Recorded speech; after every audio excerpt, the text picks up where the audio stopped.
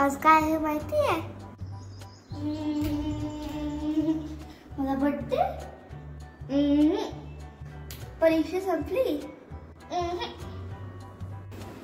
India Pakistan match, तर मीच सांगते, आज 20 मार्च म्हणजे जागतिक चिमणी दिन. चिमण्या वाचवण्यासाठी आजचा दिवस साजरा केला जातो. आज तर जामच आहे. बघा कसा सूर्य आग होतोय.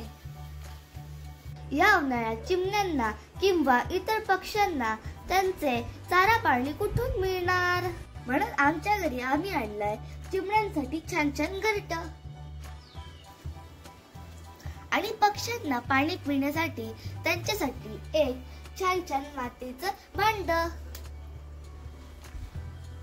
त्यांना दाणे देण्यासाठी आमच्याकडे तर भांड आधीच आहे.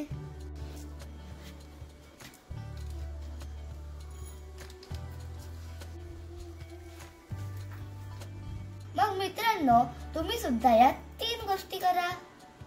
नंबर 1, घराच्या बागेत तुम्ही थोडेसे धान्य आणि पाणी ठेवा.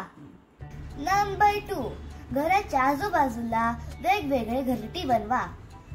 आणि नंबर 3, त्यांच्यासाठी छान छान झाडे लावा.